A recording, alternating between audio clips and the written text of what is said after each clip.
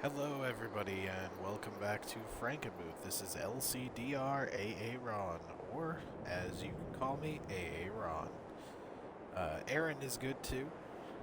Aaron is good too. You may have noticed we are streaming directly to Twitch tonight. That's pretty normal stuff. I'm having actual computer issues and not so much anything else, but I am getting myself actually set up just to kind of shift it over to Twitch as quick as I could. And worst case scenario is I'll be shifting myself to a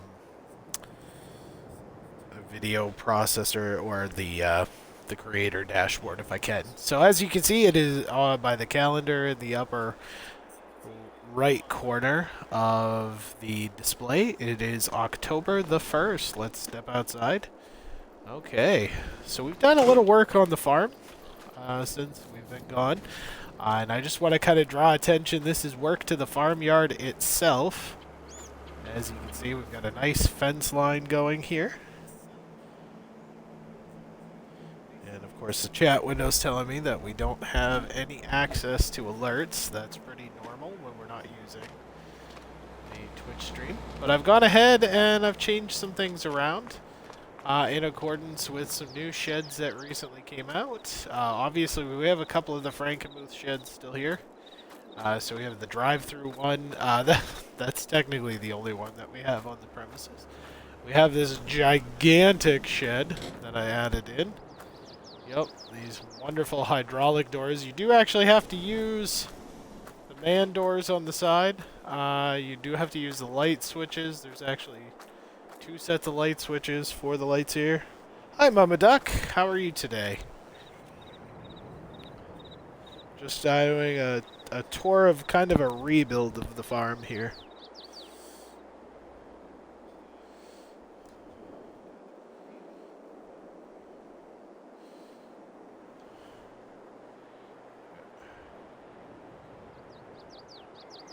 Hopefully all is cooling down in your neck of the woods. Trying to get things running on the computer at the same time. It's not working so great today. So anyway, this is a big hydraulic door. It fits all of our harvesters, a good chunk of our implements. Some 7 Days to Die. That is a good game if you've got a bunch of friends. And I found out it's a very good game if you're not playing the console version of it. Oh my god. The console version of that game is absolutely atrocious.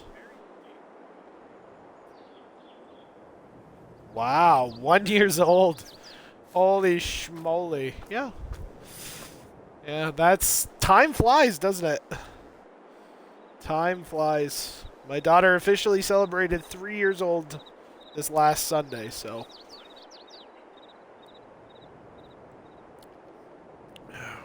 And this was the first birthday that was actually like a birthday. I'll have to send some pics over Discord to you. I keep forgetting. Like I totally spaced the whole doing pictures at the party. But luckily one of my wife's friends was very nice enough to take a bunch of photos and then share them with us. So let's get a bird's eye view of this. Yeah. Yeah, I don't know what got into me, honestly. Like, I completely and utterly spaced it. Glad somebody got photos. So anyway, we've gone ahead and we've expanded the lawn around the house a little. Put in some fencing. We expanded into a few different sheds here for the tractors. We even have a workshop going here. This workshop is pretty awesome. And yes, if you were curious, the lift does in fact work. So I can shift it, I can put a car up, and we could actually lift up the car lift.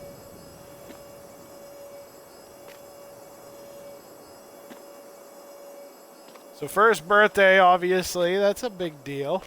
Got some classic tractors in here, including the John Deere 710, Farmall Super H. I am all over the place tonight, I'm sorry. Of course, we've got the 110 here. The mowing deck, even though we got the 0 turn, I still like that 110. I left the fuel tanks where they were before. I've got to put in an RTK station and do a few other things. But this is the official rebuild on this farm. And I am going to work the animal pens eventually, but this was a good start. Alright, so we're doing some general puttering around the farm today. I think what we're going to do is we're going to head over, get the big rig, and fill up on some propane. We need to get the corn dryer ready.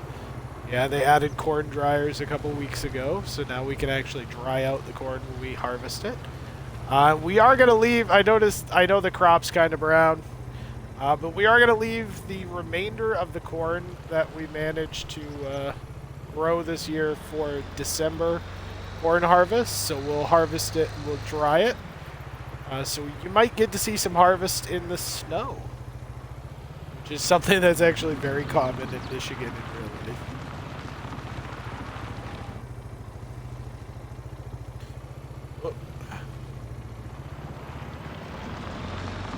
This is it's kind of a show. This is the bunk.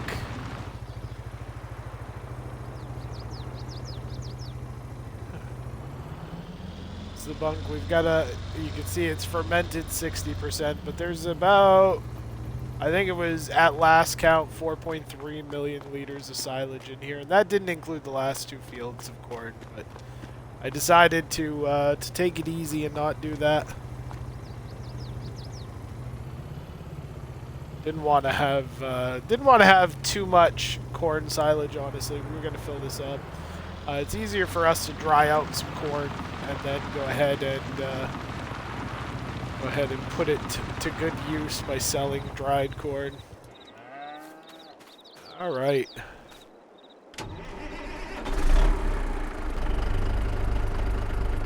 So we're going to go down. There's actually a tanker waiting that holds propane, so we'll go down and we'll make that happen.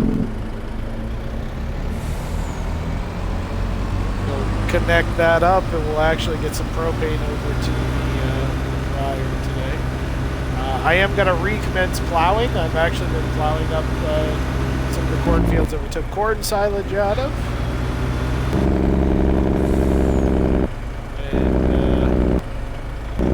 And we're just kind of getting ready for the overall season. See, our poplars over there on the left side here on that field are growing pretty good. We'll have to stop in and see about possibly fertilizing and planting down some, maybe getting some herbicide in there as well.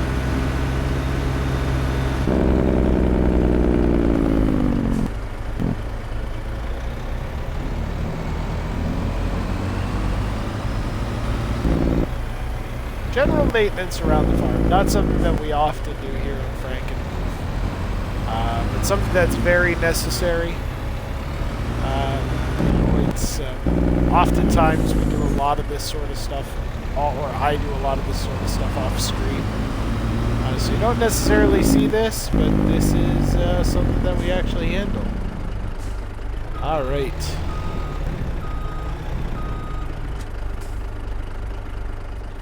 Now we did switch around our 2 telehandler, our JCB telehandlers. We're now using the R640 Kubota loaders. Just wanted something that was kind of smaller, didn't take up as much space. We don't use the telehandlers quite as much. I mean, I know in hay season I use, the telehandler, the JCB that we had quite a lot to move bales around. But we're going to try to move bales around with the R640. And use a couple of other small handling tools. Besides that, though, we're just going to try to use a few more pieces of Kubota equipment. Obviously, I've had some map testing that has gone on, and I haven't been terribly impressed with too many other maps. We're waiting to see when Stone Valley update comes out, because I want to see what kind of availability that will give for things like ethanol and other things that have come into being in the last couple of weeks. Okay. So, here we are, this propane distribution tank outside of town.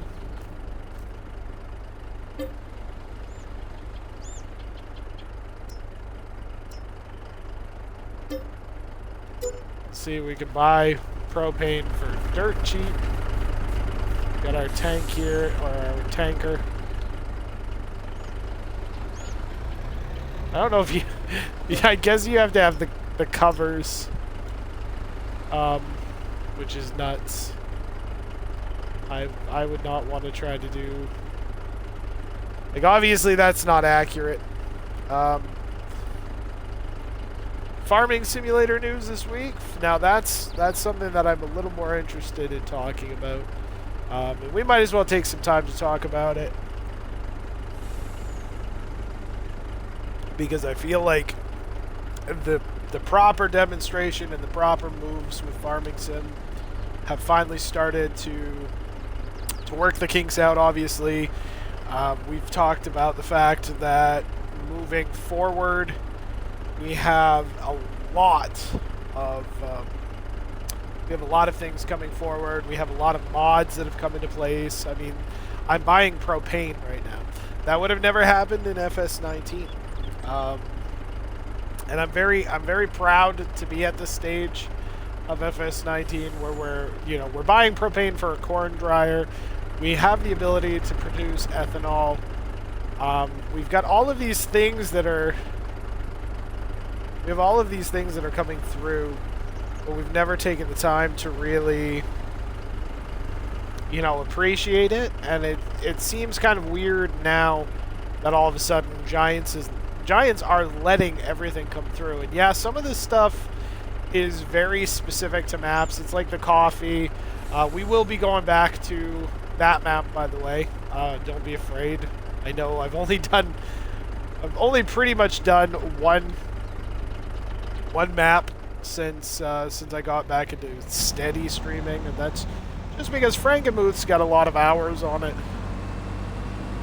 We're pretty well established. I want to do a few other things while I'm on the map, and while everybody's kind of watching these. And I really do appreciate everybody who's come by to watch it.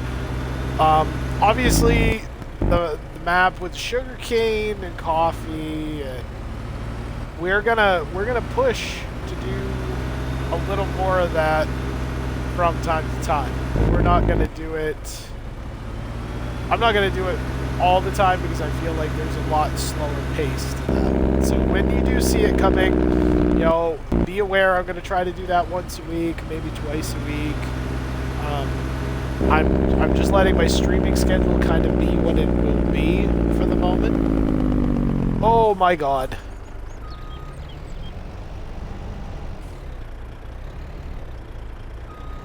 Yeah, this is why streaming this game is so ridiculous sometimes. So apparently that NPC car is just like the immovable object. You know what? I'm gonna ignore the fact that that car is there. Obviously, if I was hauling real propane, my license would be gone right now. So we're gonna start overloading the propane here. Just get that into the system. I think the tanks call for 20,000 liters of propane. Could be wrong here. So that's almost half. So I'd say probably 50 to 60,000 liters in total of propane. So we'll go back and we'll get that in the propane. But as you can see, we've got quite a complex going here. We've got a storage barn for our dry goods that we sell. We have a dairy over here producing chocolate, so it's more of a chocolatier. We've got other bins for things like soybean. We're not running them through the same dryer as the corn dryer here.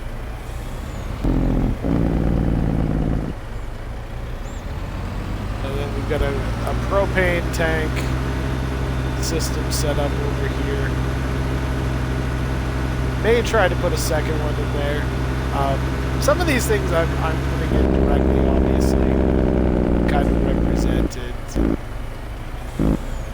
Things are going really well, though. I feel like we have the first sheds that well represent a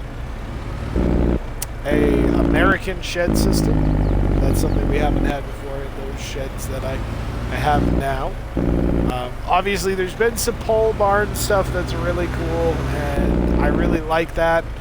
And it does come at a decent size, but I have to be able to use some well-established things like Frankenmuth. So that's what we're doing here today. That's what we're doing overall on the map.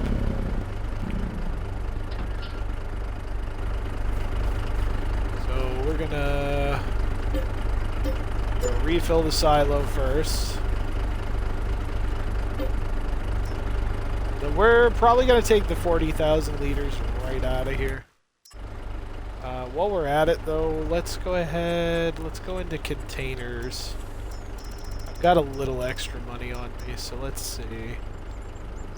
The tanks don't. The wonderful thing about this particular mod is that the tanks don't even cost that much. So we're gonna do a free build mode on that. That's a little different. Free build kind of requires either a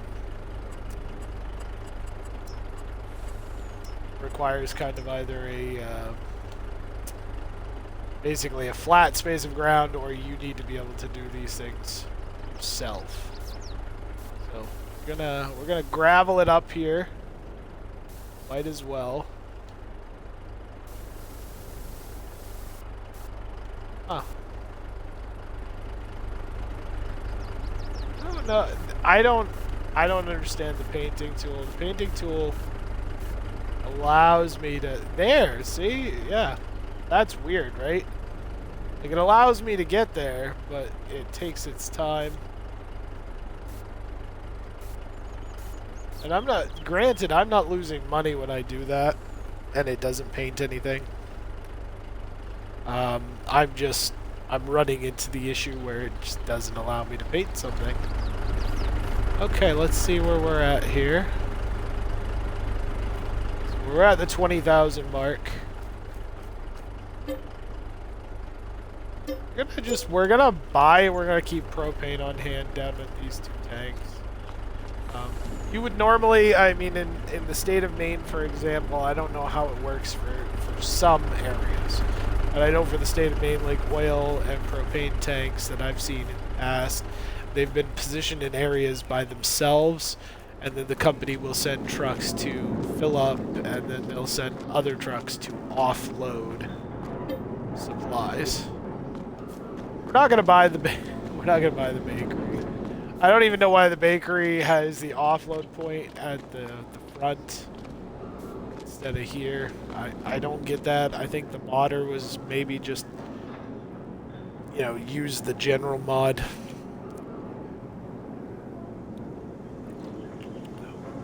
He used a general mod. He decided it would be more of a factory-like bakery sort of setting. Let's see where we're at. Okay. Flammable pigments. But anyway, there's a lot of cool stuff going on in Farm Sim. I got off on a tangent. I really do apologize. This is a hastily thrown together stream tonight. It's not meant to really be anything more than, hey, how you doing, and to catch up with everybody. You know, there's not a whole lot of structure to it. And October and November are really kind of just general work processes here. So, anyway, we're here in Frankenmuth. We're doing some general farming here today. We're getting some tanks filled up with propane. We're going to do some plowing in the fields in a minute.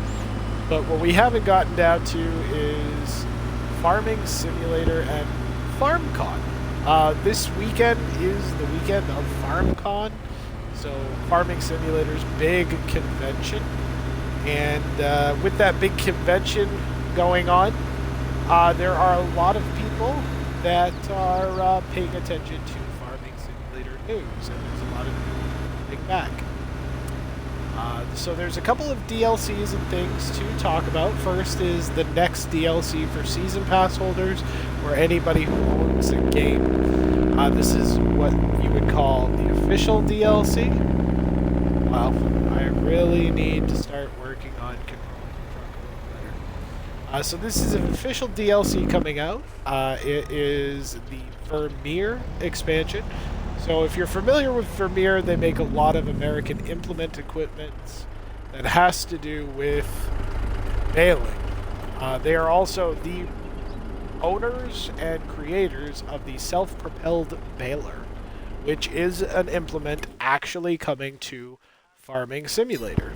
That is a cool little factoid.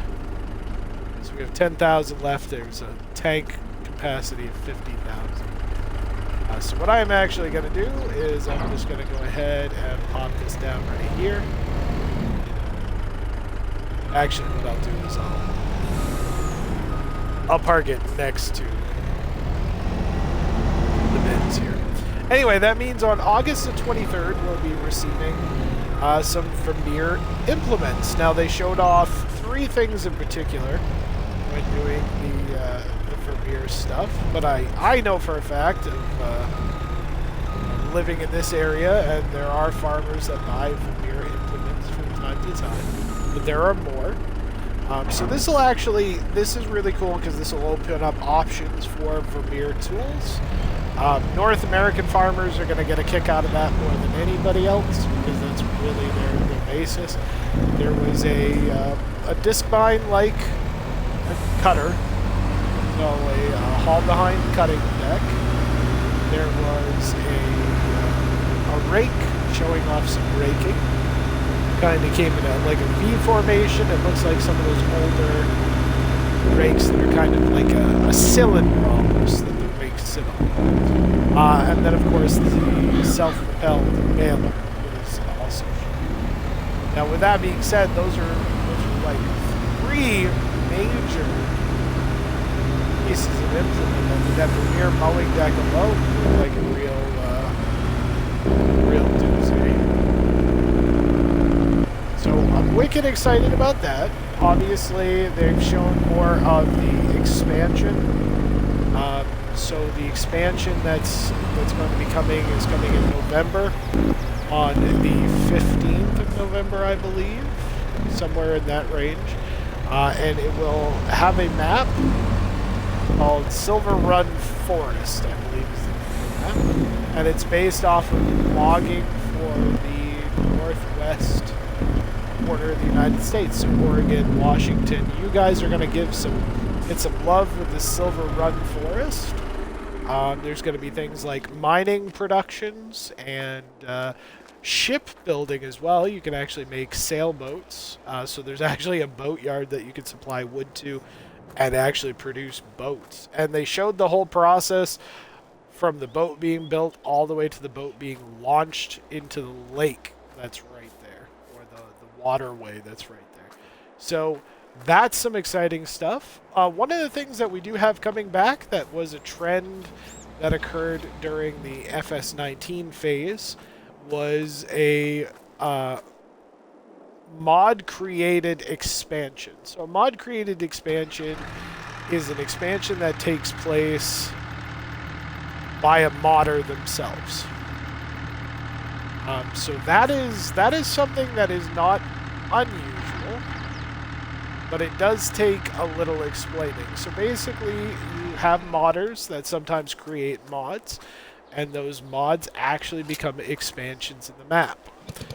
So for this newest expansion in the map, it's called the Hoses and Pumps expansion. So anybody familiar with slurry and digestate fertilizing systems in Europe will be familiar with this, but essentially what occurs is there are fields in which you don't want soil compaction, but you still need to be able to fertilize it, and how you fertilize is typically by digestate or slurry. Now, because digestate and slurry is normally hauled out of the fields with those massive tanks, like we have one on this map that we use to haul around the slurry from the barns to the slurry pit with, for example. But because we have those, they create large amounts of soil compaction, and that's not always necessarily good for a field. Well, thanks to certain ingenuities with agricultural engineers and farmers, hoses and pumps have been developed that attach directly to an arm like the drip bar that we have for the back of the massive tank there. Hooks into the back of the tractor, and then you have these things like fire hoses that can extend hundreds of feet and have reels. And they hook right into the arm, and the hose and the reel, hook directly with the tractor.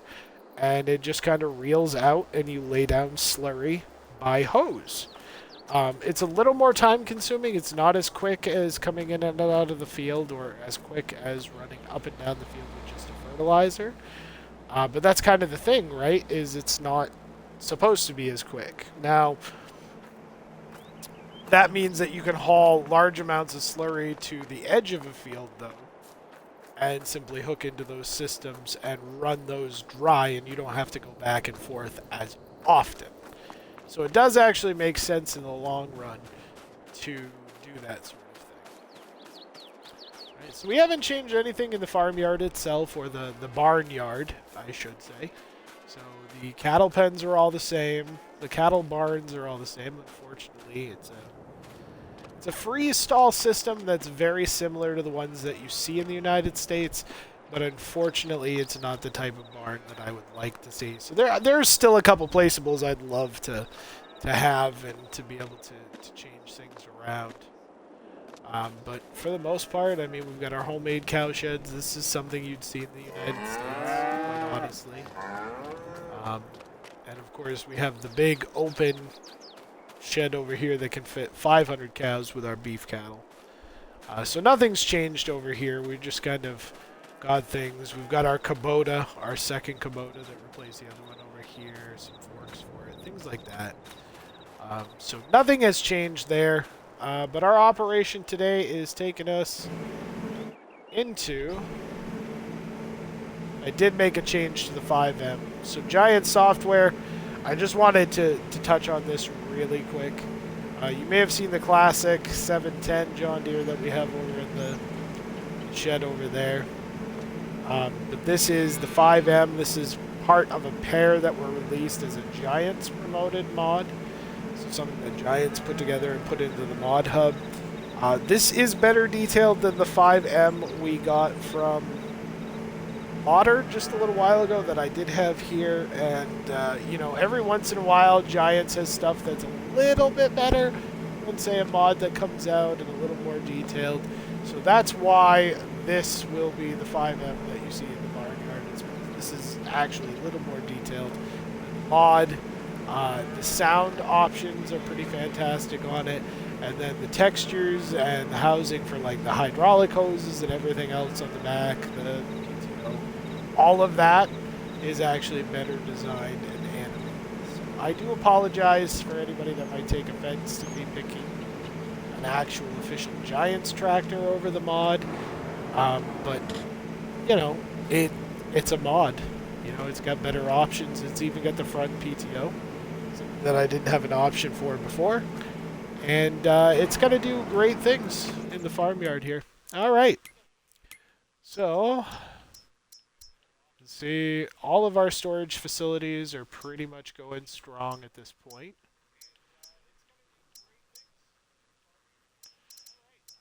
Alright. So these are production chains. Obviously, we have strawberry ice cream going through one. We've got plenty of milk. There's obviously, the strawberries are in the red there, but that's because they all get stored in one warehouse. And then it actually It's close enough to the factory where it distributes out to the productions. It's a cool touch. I'm not going to use all the strawberries for ice cream production, but it just makes it easier. I don't have to shuffle any over there. And yeah, so we don't have any work to do. The grass dryer needs to be deactivated, so we're going to deactivate that because there's nothing left to dry. Corn dryer is fully fueled and ready to go for when we put corn in there. It can hold up to 3 million liters of corn in that silo. So we'll see how that goes. And then these barns, 16,000 liters of straw in that one. 14,000 liters of straw in that one. So the straw is good for another day.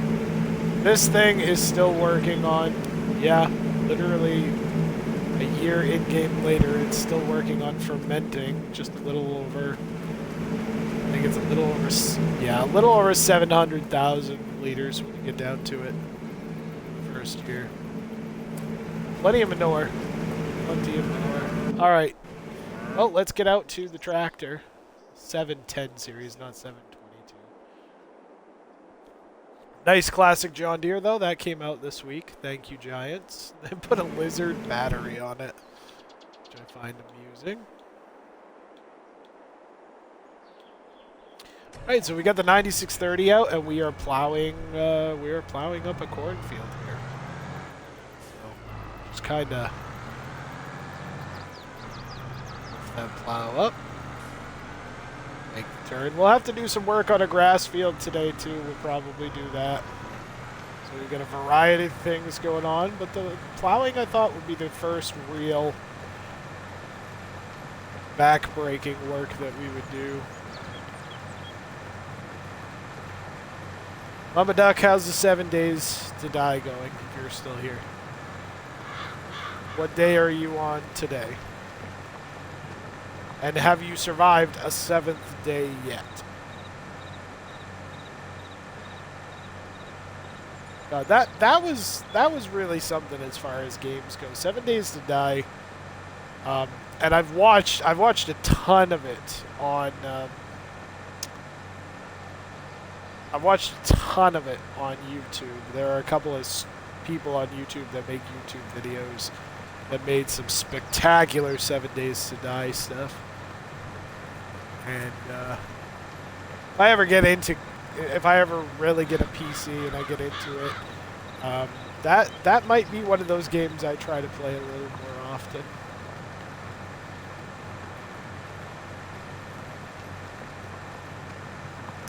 So we're gonna do something a little different. I know there's some stones that there's some stones that this plow is pulling up. But they look like the small variety of stones. So we're gonna bring the Mendeco over here, and we're gonna roll just a little bit of just a touch of this to see if these are stones that can be rolled into the soil. If they are stones that can be rolled into the soil, then yeah, then we're definitely gonna do that instead of rock picking this entire field. I mean, I have a little rock picking left to do on that other field over there, and we'll finish that one, but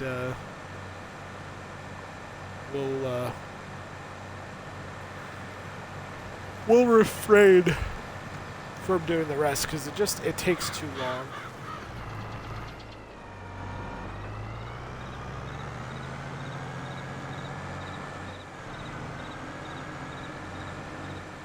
Oh. Sorry about yawning in everybody's ear. I guess she's gone to play more 7 Days to Die anyway. That game kind of doesn't allow for a break in concentration. So if she is listening, I understand entirely. No harm, no foul.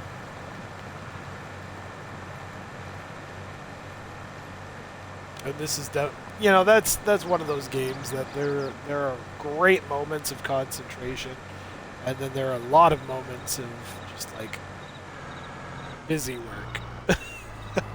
But anyway, I've seen some 7 Days to Die where people have gone gone for quite a while with it, you know, and they've had large groups playing the game. And to see the PC game, I recently saw what the PC game looks like now, and to just see how evolved it is from what it started as, you know, because that's one of those games that was slowly developed over time. It's kind of like Minecraft almost. Minecraft gets updates, and that slowly changes over time. And of course, you beat yourself up because you're building these worlds, and you want to get serious with Minecraft, and you can't, because you end up leaving that world. I spend a lot of time in Minecraft too.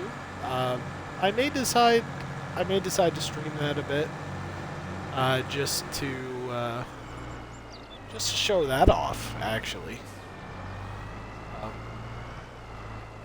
you know, kids watch a lot of that. That's kind of like it's kind of like your first step to 7 Days to Die as a kid, right? You start by playing Minecraft. It's something a little easier. Yeah, there are bad things that spawn, but for the most part, it's kind of it's a very simplistic thing. The Caves and Cliffs update on Minecraft drove me crazy. Just simply because of just how crazy the underground portions got. Like, they started spawning in cave works that were massive, and I mean, they go deep underground, and it's insane. I haven't played a survival mode on any of the new updates yet. My wife and I are getting ready to finally sit down and play a serious survival mode on it, like a really serious survival mode that requires sleep and eating and all of that. And I'm looking forward to that. Just simply. Oh, excuse me, just simply because we haven't done one of those in a while. I've had some survival mode maps where I've done some builds and things, and I think creative mode is a good mode to sit there and do things with. That's why I like, you know, building the farmyard the other day was actually quite exciting, to put in new sheds and kind of pick a layout and see if that layout really worked for what we had for equipment. And, you know, once that did in fact work, you know, just planning out, you know, how the equipment was going to go into the shed and what sheds were going to house what. And it's a phenomenal time just getting these things set. I'm kind of into games that are like that in a lot of ways.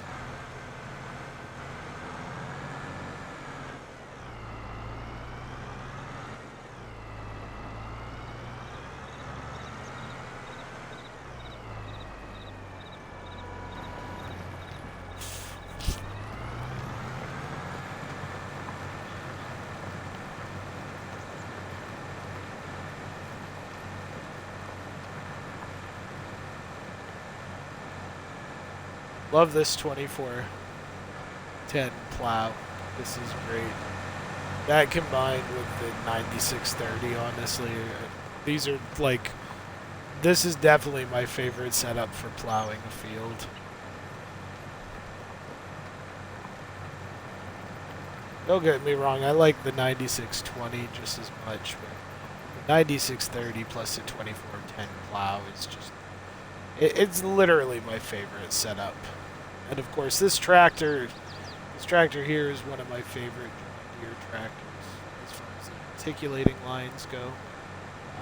Still waiting. I'm still anxiously waiting for custom muddings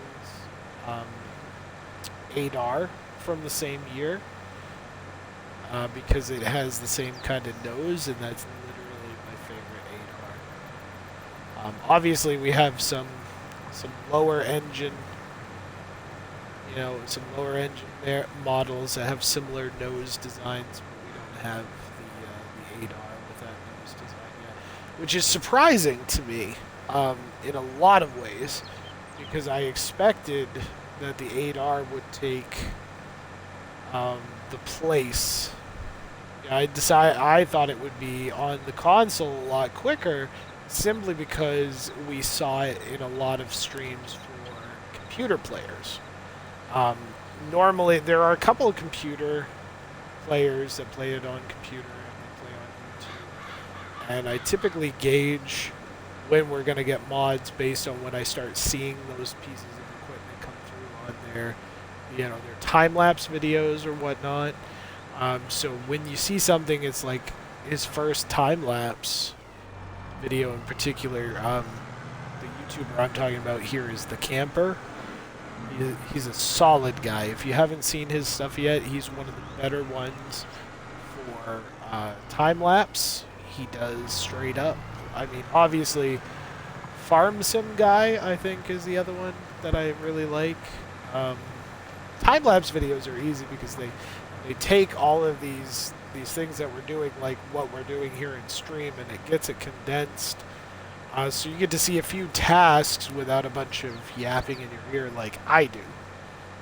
If you like talking about Farm Sim, of course, then obviously it's different. But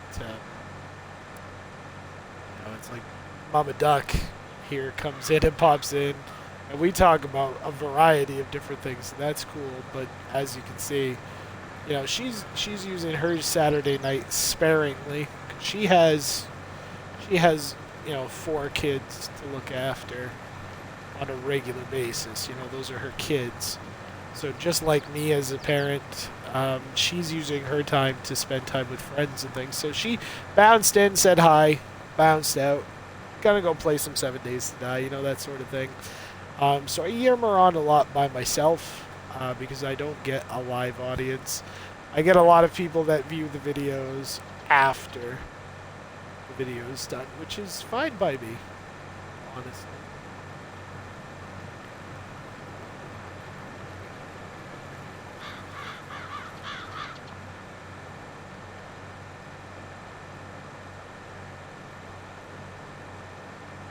In general field work, I mean, we're just doing some random odd jobs around the farm for October. It's nothing too terribly special.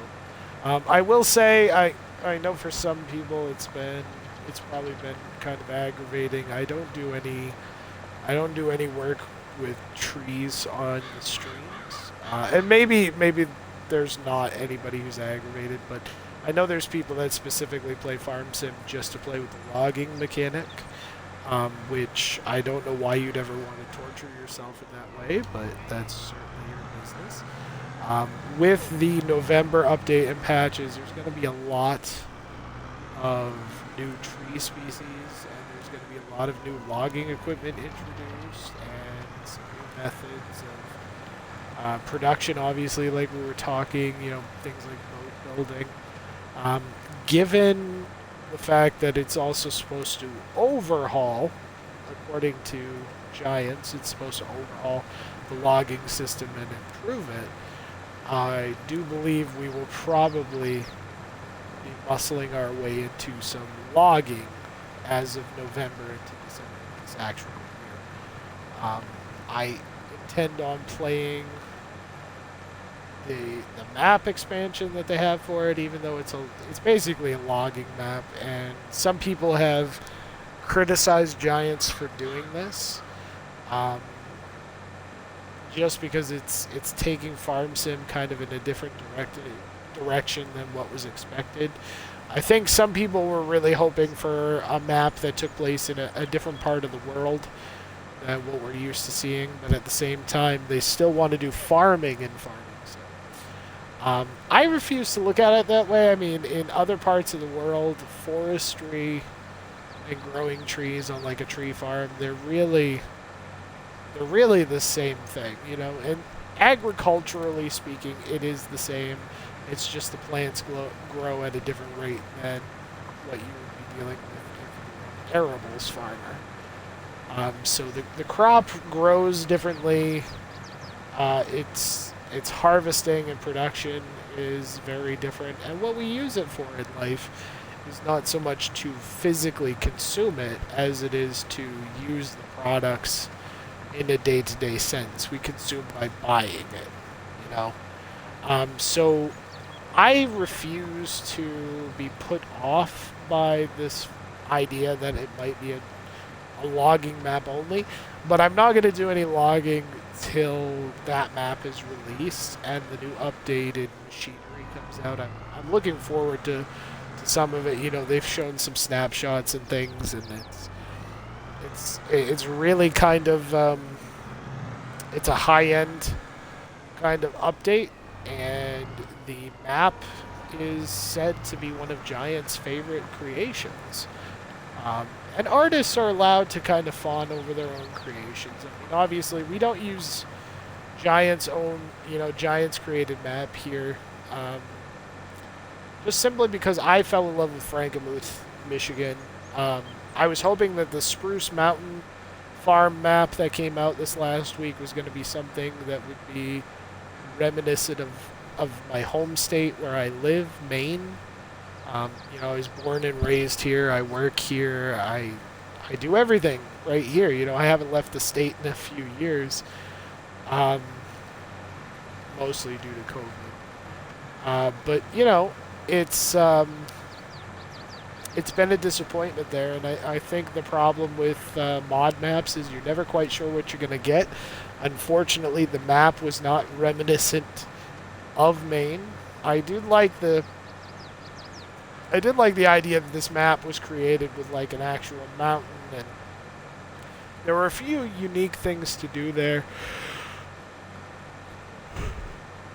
Unfortunately, the problem became real apparent when I decided to load up the map, like I often do. I actually load up a lot of maps. I haven't touched Homolcra, and Homolcra is supposed to be like the best thing since sliced bread for people that like logging. But I will load maps, and I will take a look at a lot of the maps and see if it's something that I really, if I want to invest a little time into. Frankenmuth was one, believe it or not, that I was on the fence for a long time about. Then we were going to do the root crop series on it, and when we lost the data and that file became corrupt, I went back in to a save that I had that was separate, a dairy farm, and here we are. It's actually being used as a stream map. So you never know what you're going to get. Obviously, with Frankenmuth, it was like, well, there's drainage ditches, there's this unique sell point for sugar beet. There aren't too many real unique things about it. But the map gives off kind of this... It gives off an atmosphere that other maps don't. And I think the atmosphere that I was really looking for, is things like the lighting, things like the environmental setup. So you get this nice flat map with a lot of drainage ditches, which is pretty common actually of places that are tile plowed in Michigan, where they have tile plowed drainage. And it's pretty common to see those large drainage ditches. If you've noticed when it rains on the map, that the drainage ditches actually have some standing water in them that will slowly deplete as the month goes on. We want to give that credit to Stone Valley, where they have areas with drainage that flood, but it's not a new concept by a map maker. It's something that's being done by other map makers now. So I don't want to give credit to any one map maker that puts that on their map, but it is nice to see that becoming a reality. And then the thing that really sold me on Frankenmuth, because literally everything else from besides the sheds, the couple unique sheds that they have on the map, besides those, everything else is kind of base game. Obviously, there's a log cabin in the woods. There's an ATV course. We haven't done anything just fun, like driven around on that stuff. And there have been some additions that have made American farms, obviously, as we've moved forward in this, that have made American farms really kind of stick out and really kind of... I don't want to say they've influenced the way that the maps evolve, but for me, it's like I'm evolving a map based off of what I'm getting for mods. Sheds, I mean, I built a whole new farmyard just based on the fact that I had new shed options. And I wanted to implement those sheds, and by selling the other sheds and building the ones that I have on there now, it didn't really cost me anything. Holy schmoly, sorry people, it didn't cost me anything different. Alright, so we've got a pH balance on this thing that says perfect. This is kind of scary. I've never seen this. I don't know if it's the mulching head with the corn or whether corn doesn't take pH balance, you know, pH out of the soil. I have no way of knowing because this is the first real successful second year that we're into. And there wasn't really corn to be had in that first year. I shouldn't have folded it up. I didn't see this strip. Okay, well, we gotta get rid of this strip because I am super fucking anal about this sort of thing. There I go, letting an F-bomb slip. Well, I never claimed to be like the most wholesome streamer. I try to be a little more in control of my words, especially considering I'm a toddler. Swearing is not part of the, not a big part. You know, it's not a big part of my vocabulary anymore. Just because you don't want it to be, you know.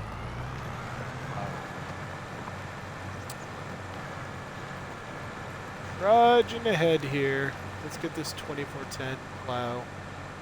Dig up the rest of this. Probably should have put the fact that we were going to use the 9630 on something over work description.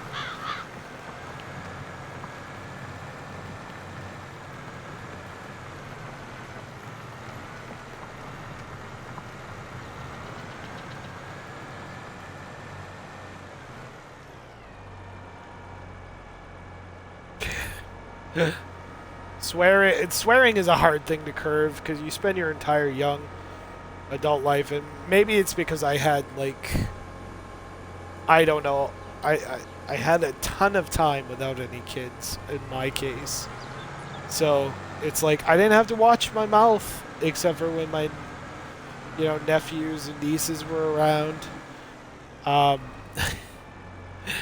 so I didn't have to worry about watching my mouth, and now that we're like, you know, now that we're like parents, it's like, wow, we've been together. It was 12 years in July that we were together. And, you know, only 3 of the 12 years have we had a kid. You know, we were 9 years into this before we had a kid. It feels like a lifetime, honestly. I feel like a completely different human being from when I was there. But yeah, I'm glad you can agree. I'm glad you can agree with me on that, Mama Duck. It's very hard to curve it, and you try really hard not to use the words. And then you get around a bunch of people that swear anyway, like even with their kids like right there, and you're like, okay.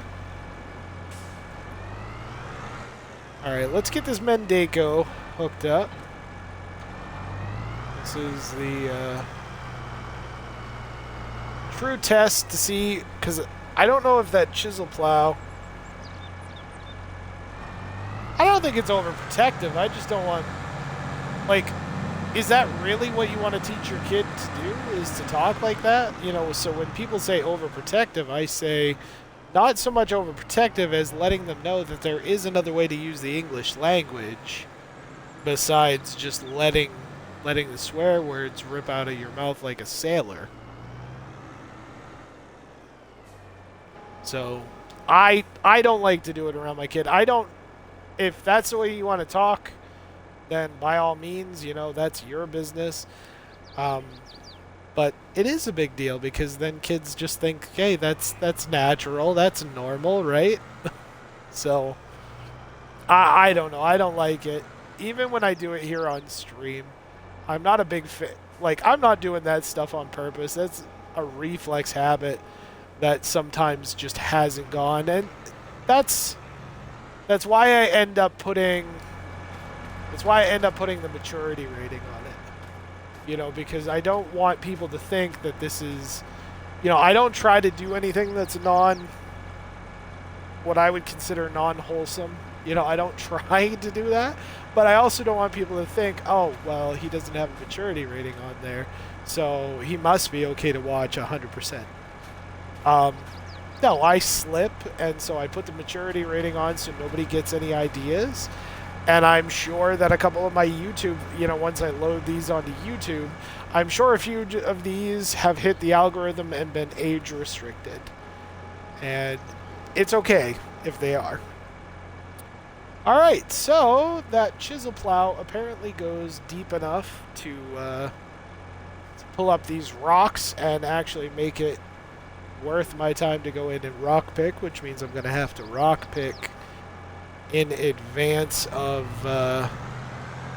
planting any of the crops. So we need to get the plowing done. You can see that the tires are all kind of on a swivel in the center. They'll actually shift according to how you're turning. It makes it feel like you're drifting with this thing, but in reality all you're doing is it's shifting with the tractor.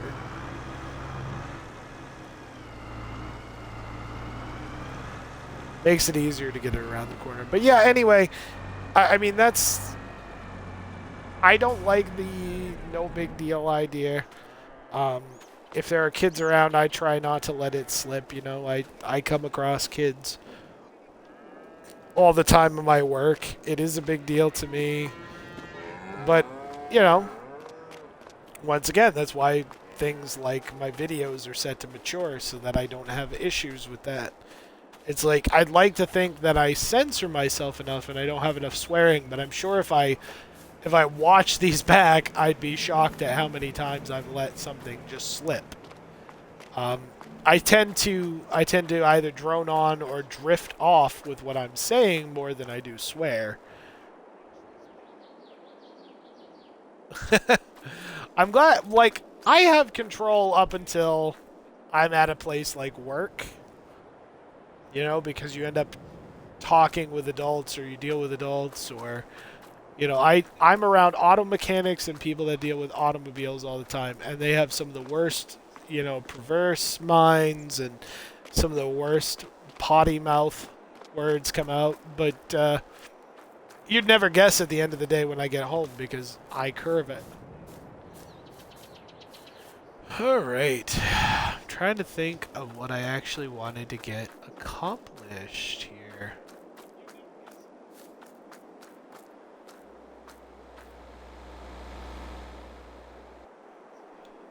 I wish I could just say just one word once a month. Oh, let's see. I'm zooming around. Could crush some more stone.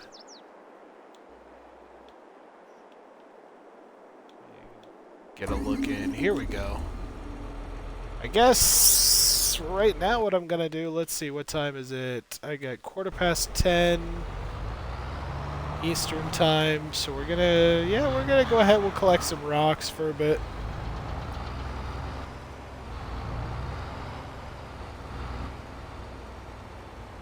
Stone picking also doesn't have to be perfect. It's kind of like the crops. There's just kind of stuff hidden under the texture changes. I don't honestly understand how it all works.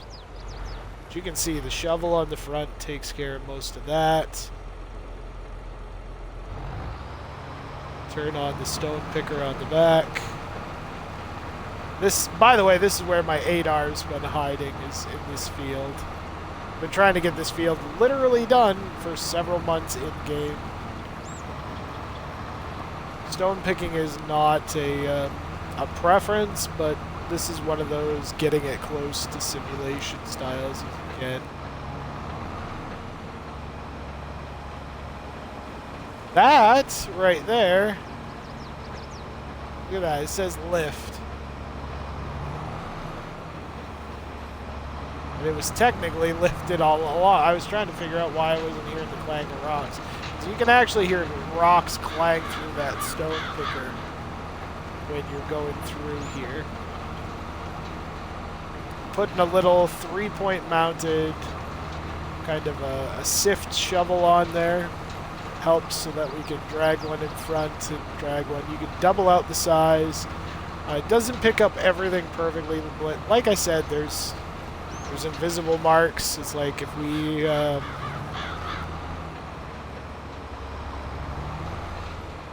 go through and I bring up the map, because I can bring up the map and show concentration of stone here.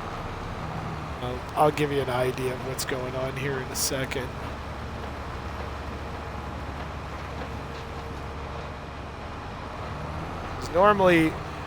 Normally, honestly, a lot of farmers don't spend time rock picking. Like this style of what we're doing here is very unrealistic to the actual method. So what would normally happen is a farmer would go out with a tractor, hauling, a shovel similar to this, or this Dagelman here. That's actually a pretty common implement in the Midwest. So it would kind of go out into the fields, and that piece wouldn't actually be rotating there. It's typically run by hydraulics, so you'd have a switch in the cab. You'd have it hooked into the tractor like it's representing here, and then you'd roll up on bigger rocks, and you would go through and you would take care of those much larger rocks. You would turn it on, it would scoop it up and spin it into the bucket, and then you work your way to the next big rock. It would still be time consuming because you're traveling up and down the fields looking for this. But it is certainly not like this. This is not a typical method for rock picking that we're doing here. I don't know why Giants didn't try to do, say, a more sporadic thing. I don't know why they had to represent it as if it's another form of cultivating. It's basically there so that farmers can do something about preventing, getting a rock cut in the sickle blades on a harvester, or just to prevent planting equipment from getting jammed with stone. But you wouldn't really do a full. I mean, this is a sweep, right? We're dragging stuff through the field. It counts as cultivation through the field here.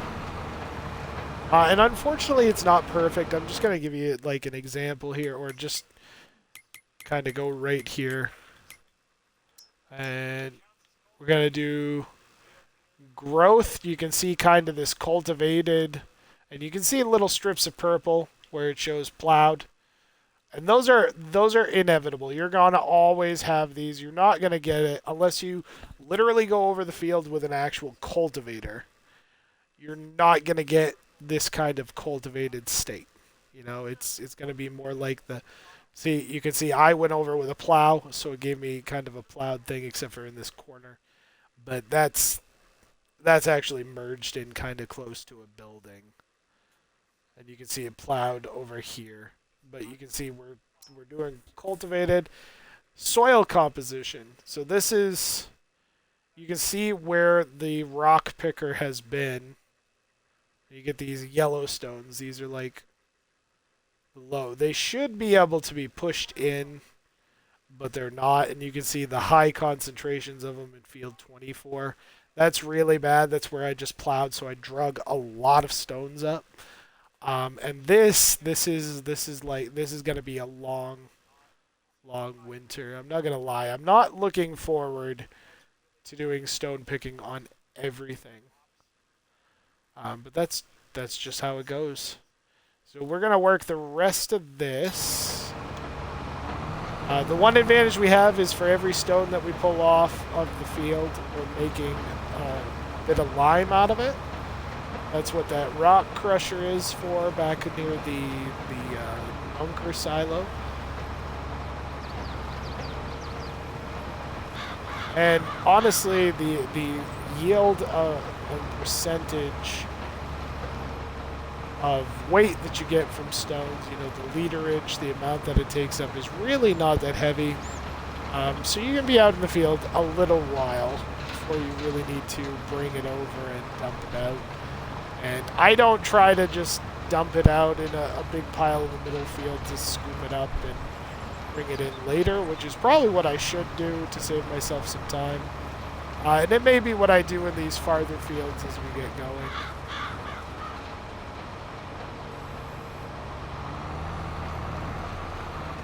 Try to bring that bucket down just a little. You can see I hit bumps and I miss small portions of dirt.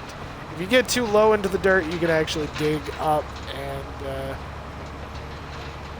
then you drag the bucket through worse.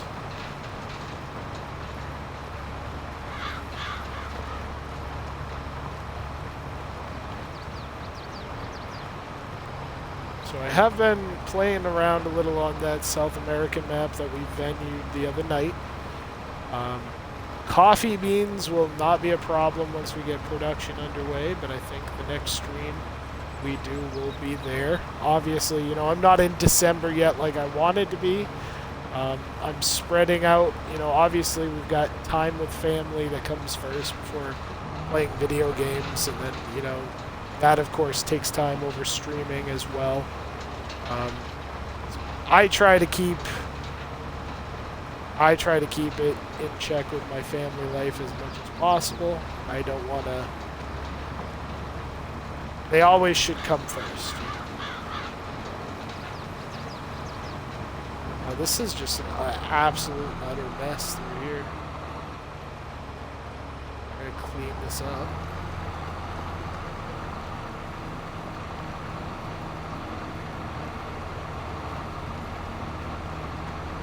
My wife was recently telling me about a Twitch streamer, unfortunately, that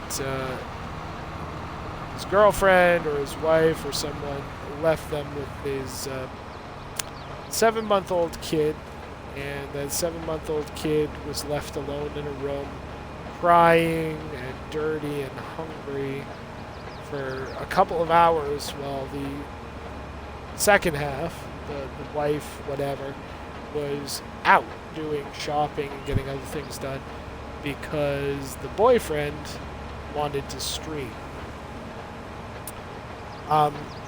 If you can treat a kid like that, you're not a friend of mine. Like, I will not accept that. Kids will always come first. And it was a little depressing to read up on that. I mean, we're all, you know, we're all human, we all make mistakes, but our kids depend on us. Yeah, always comes first. Our kids depend on us for like everything when they're really young. You know, they don't want anything to do with us when they're older. But a baby is so helpless, right? And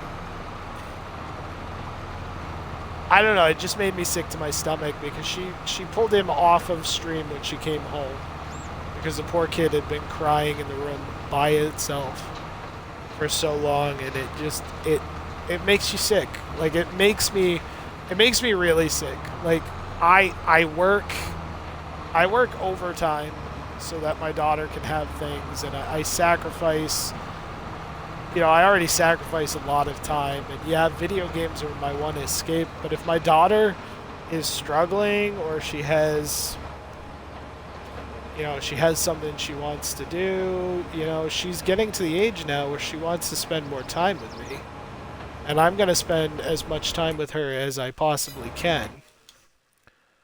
So yeah, kids and family always come first. You're absolutely right. But I saw that article. Well, my wife said something to me about it. And then later I actually saw an article on it. Okay, so that's 900. I always forget how many liters I can put in this thing. I actually saw the article on it a couple of days later, and it just... I don't know, it just... It's like, come on, that's a baby. You know, you don't leave a baby... You know, you don't leave a baby that's struggling to get to sleep. or struggling because it hasn't eaten in a while, or struggling because it's got a wet diaper, you don't leave that kid and ignore the kid. You do something about it, right? It's like, is it really that hard to just like put the stream down and move on to something else? It's like I went through what, 4 or 5 months without streaming because A, I couldn't stream this game anyway, but B, because between work and family there just wasn't time for anything else. And I'm not gonna sacrifice time with family. So I don't really understand that. If you're the type that can do that sort of thing to your wife, to your girlfriend, anything like that, you know, please do us all a favor and go outside and touch some grass. Like, seriously, get outside. It doesn't take much to take care of your kid, and it doesn't take much to actually take care of your family. And if you can't do those things, what's the point of trying to entertain and be kind to everybody else when you can't even be kind to your own flesh and blood? So, one of those things that goes hand in hand, and it makes you, you know, I'm not this big community contributor. I don't belong with giants. I don't stream because I have 100,000 people watching me. I stream because I like to do it. I like to make connections with people that enjoy the same things that I do, you know.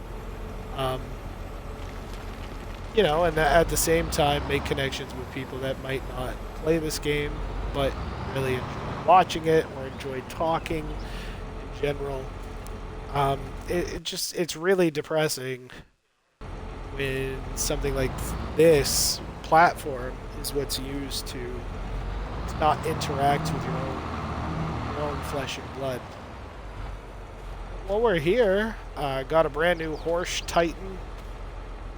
It's a bit smaller than the Demco, but that means that a few other tractors in the fleet can actually handle this biggin. And I don't have to pull our big articulating tractors out. So this is a nice addition. I like horse equipment. Not enough modders make horse stuff, and I don't think Giants really has anything in the pipes. And then I did get this the HX20, which is this one in particular I made into a mulcher. It's technically a flail mower. It has these flails that it spins around, and it has extra leverage. But these will mulch the cornfields when we're done harvesting those in December. We'll probably get this out into the field right after the harvest. But as we get closer to planting season, I'm probably going to have to turn the clock speed down just so I can stone pick. Obviously, you can see I've got a decent pile going here already. And we're going to need to figure out a place to stow all of the lime that we're going to make, because we're going to have that many fields with lime. Don't climb into the damn thing. There's a thought. There is a thought.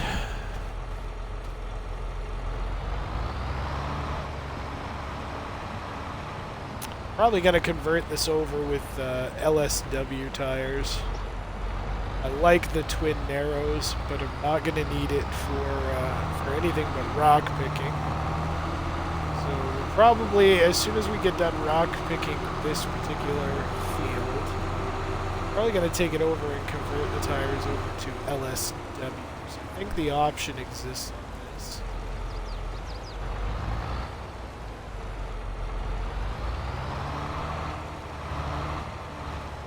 Just taking it easy today. I do. I like these. I like these sort of putter around days a little better. Obviously, we're already progressing through October the 1st at a pretty rapid rate. We've got a ×3 clock on there. Not as rapid as the old clocks. All right, let's dip the nose down. Let's shift the bucket just right.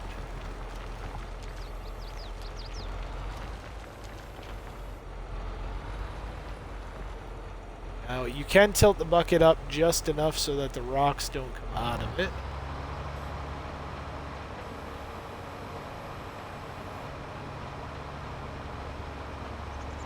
Now I'm going to have to adjust that again.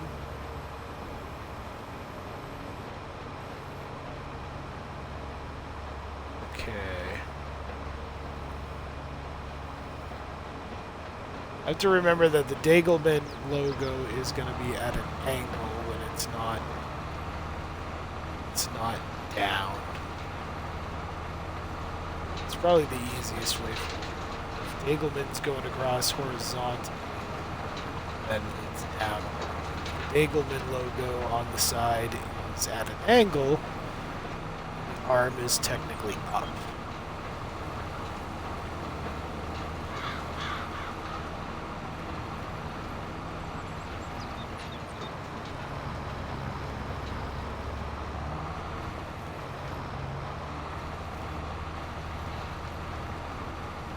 Kind of wondering if it would be any quicker just to drop the shovel and do this single wide Dagelman anyway.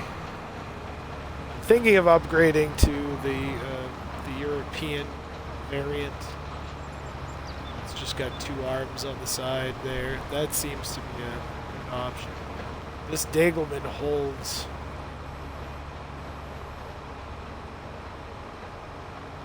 Dagelman holds so much that it's hard to really limit yourself to just using one thing, I guess you could say. 'Cause, I mean, you can see the front bucket works really well, just kind of scraping. Obviously, it's not perfect. It's like every other mod out there. There's some imperfections. Giants doesn't have one of these because it just didn't quite work right enough. Really struggled with it. Or maybe they didn't think about it, but honestly, how many people are going to look at it and go, let's run this like we do mowing decks. Let's have a front one on the nose, and one cocked off to the side. Let's do it that way. You know, not a lot of people are going to think of that. And yet, here we are.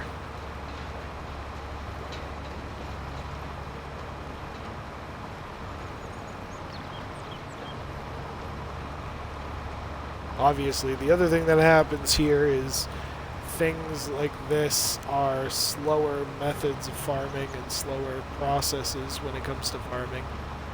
So you don't necessarily always have,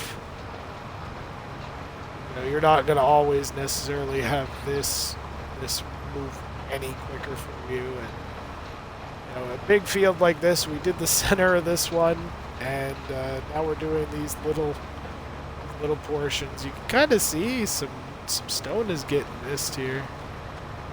I have to probably work to figure that out.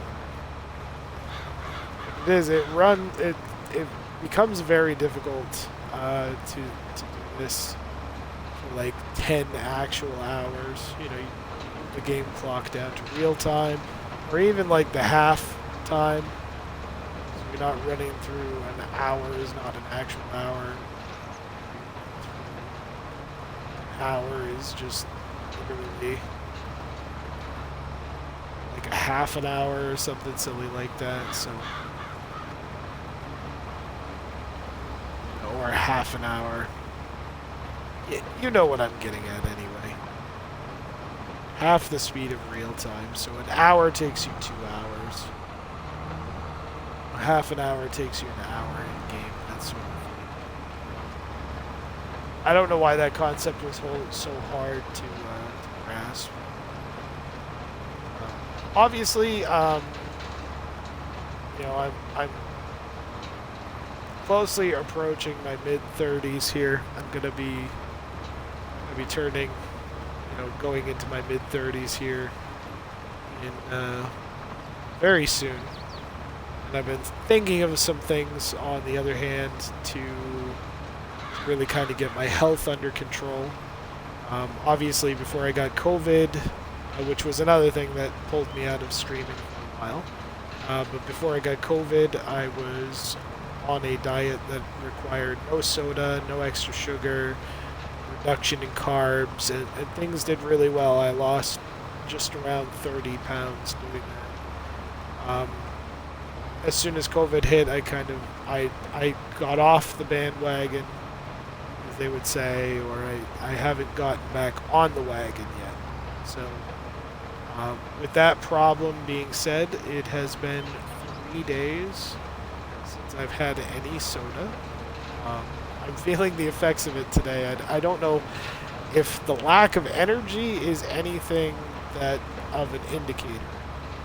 But between that and the heat,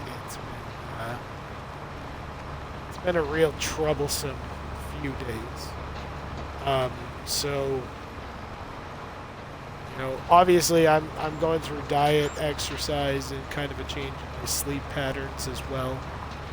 So my late nights that I'm used to taking, even while working, early mornings, a lot of times I just don't get enough hours of sleep.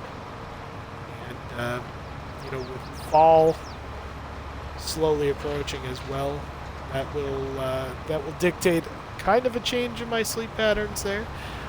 So you might see me less just for a couple of those factors.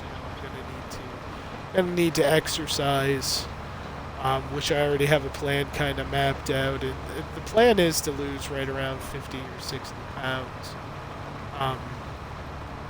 You know, within the next 9 months or so, just come down to a healthy weight.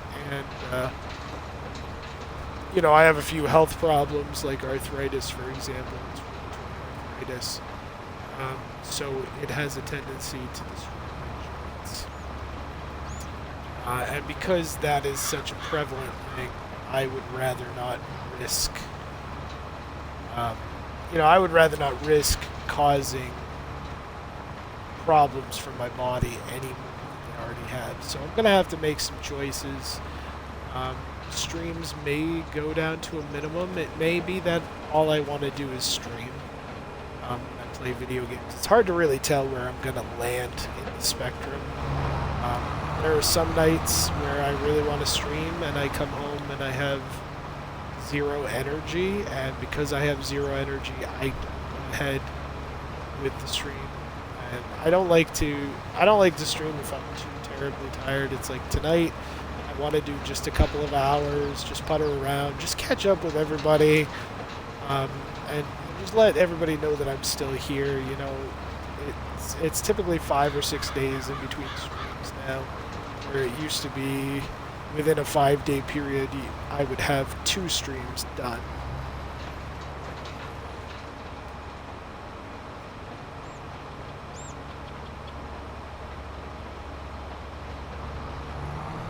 Well, I hope you don't have to deal with the arthritis moving into a few different places, Mark.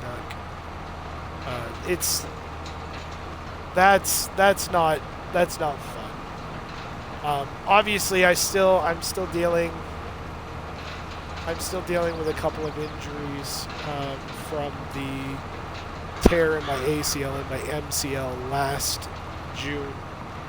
I get days where my knee just doesn't feel right, doesn't feel good, and you know, with tendon stuff that's still healing, you know, it still takes a long time for that stuff to heal. It's a different kind of pain. Yeah, I couldn't walk. I don't know if you remember that, because I think I streamed more over the summer due to the fact that I literally could not move.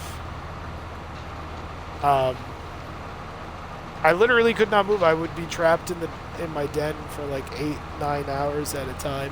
So I'm still dealing with those tears. Obviously, they're bringing some sensitivity. So I'm going to be doing some cycling training. I always did like to bike during the spring and summer. Yeah. I kind of figured you'd remember that, but that was probably. That's some of the worst pain I've experienced. I've never had a bone break in my life. And I thought, just given the fact of the bend and everything else, that I had broken something. It was so bad.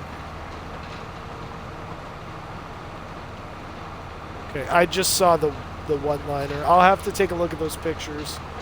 And I don't think I saved the other pictures to my phone yet. I'll have to take a look in and see what I've got saved from the birthday. But you should see the cake. My wife made the cake. It's like it was a rainbow.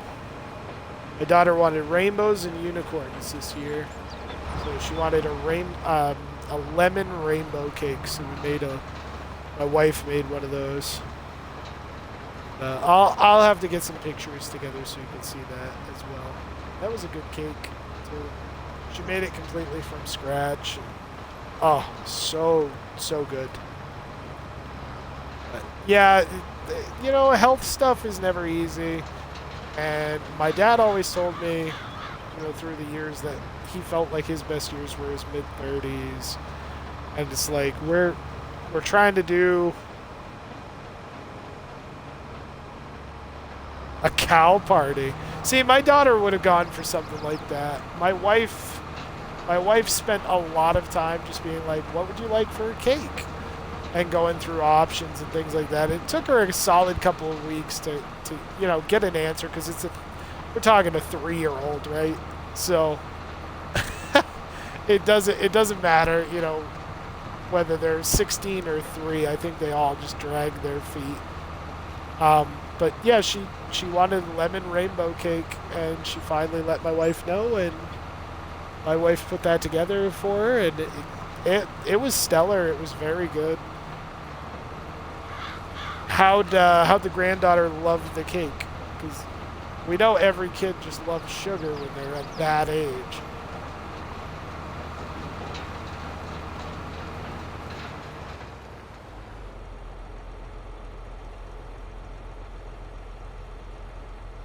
You don't have to be great at cake making.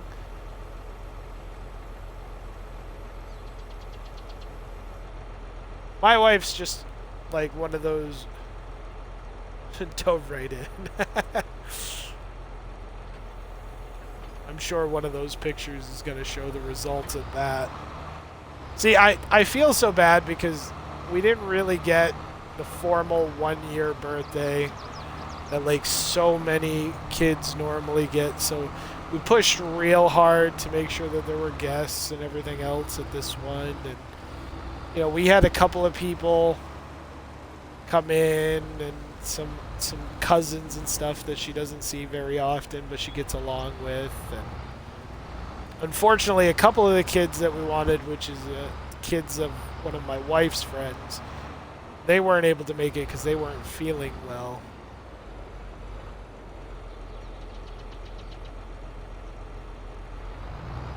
Yeah, it was fun. It's like it was very fun.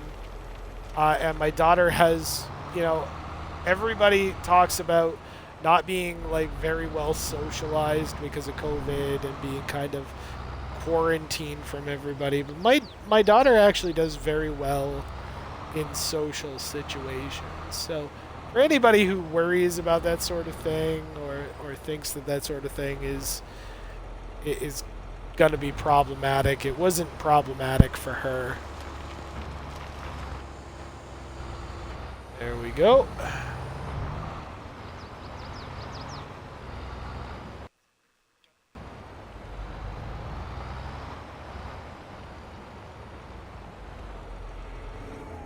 And it was a bundle of fun. I mean, she had a very good time. We decorated. We did it like I mentioned. I think we talked about it like the week before. We did it at my in-laws, so there was plenty of space, and she had her little kiddie pool on the back deck, and she had a fun time. And you know, we went like crazy. So that's like between work and like the birthday party, that was like 2 straight weeks of crazy. And today was the exact opposite. It's like my wife and I, we caught a comedian. I don't know how familiar you are with comedians, but we caught a comedian by the name of Bob Marley. He's from Maine. He's wicked funny. Extremely funny. He's actually acted in a couple of movies. He has a couple of different comedy routines. some of them are more adult than others. But it was done at a drive-through that's actually there.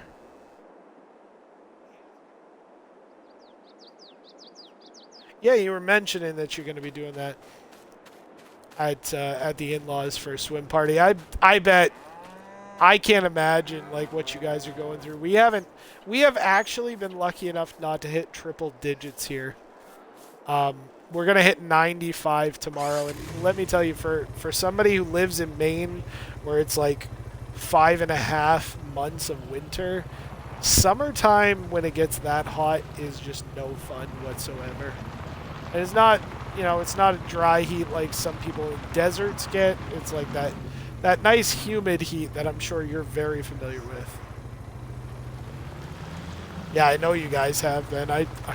I saw the temperatures coming out of Texas. And I think it's pretty fair to gauge weather in your area off of weather that we're seeing in parts of, that you're seeing in parts of Texas. Because you neighbor each other so well, but it's like everybody's in that nasty weather spectrum. So I feel bad for you guys, but we've been at like 95 degrees with like 86% humidity and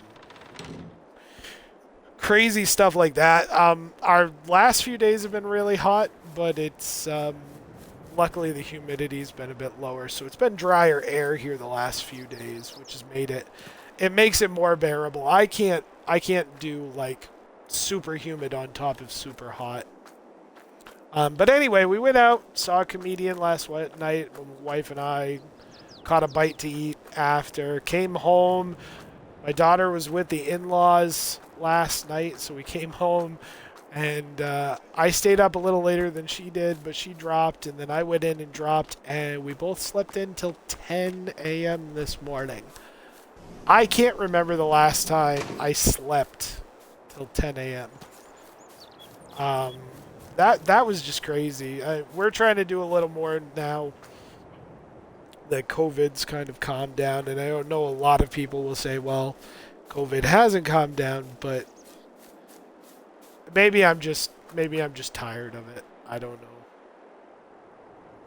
I try not to think of it in a negative light, but I feel like maybe it's a tad bit overdone these days.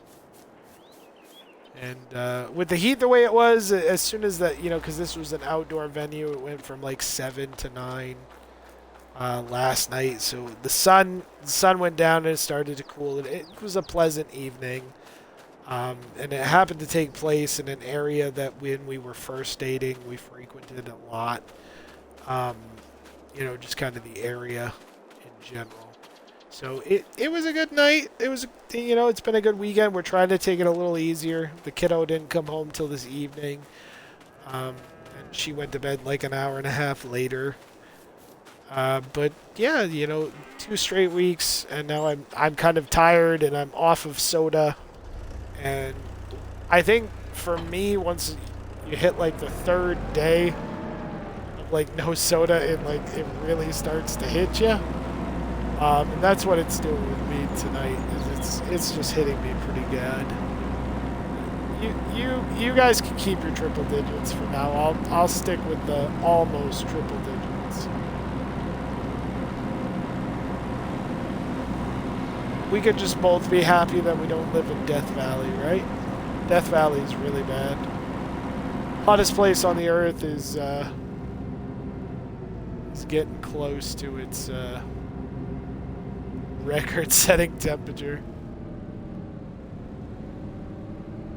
Alright. So I think we're going to end up trading in this bristle blade shovel. This is a new high dump shovel that I got. Works really well on loaders. Better on wheel loaders than front loaders. And a front loader like this is just a tiny version of a wheel loader, obviously. In the Northeast, we call them payloaders. Or, big articulating. We have them on the farm here occasionally, but decided to downsize because we're not using the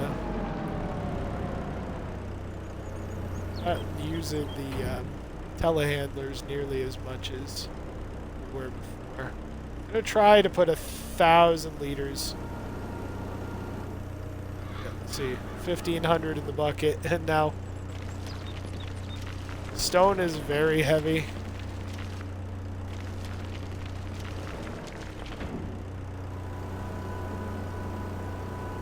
Okay. So once you get the arms back here, it puts some more weight on the rear tires.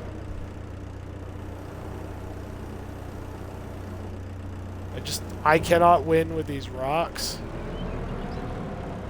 This is legit gonna, I hate to say it, but legitimately speaking, I think I'm gonna need an actual payloader.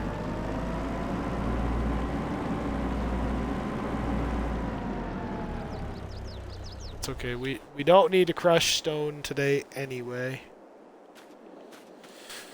Oh, and I think you can change the attachment on this shovel. Like, I don't think you need to worry about.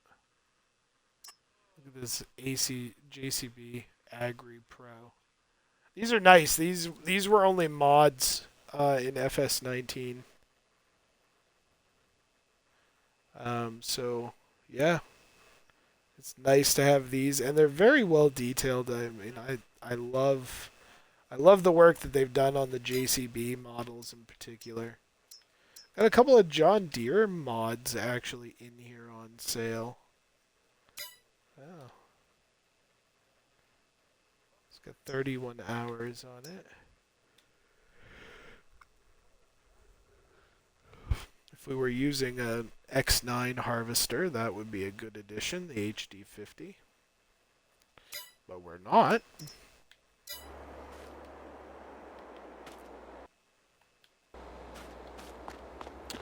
Alright, well, I think I'm going to leave that off as it is. Like I said, just wanted to do a few different things around the map this evening, kind of show off the new sheds and the new fences that we put in, kind of cleaned up the yard, expanded it a bit. That is going to do it for us here as far as streaming. When you join us next, of course, we'll be back in South America doing some work on our fields down there and kind of preparing to plant the coffee. Next time you see us here on Frankenmuth, will be, I think I'm just going to work through to December before I stream this map again, just so we can have some possible corn harvest in the snow. I love seeing that. The ground's typically firmed up, and that's what farmers actually wait for in Michigan. But thank you so much for joining me from Frankenmuth, Michigan tonight. Mama Duck, I will definitely have a great night. I hope you do the same. And we'll see you all next time. Thank you so much. Have a good night.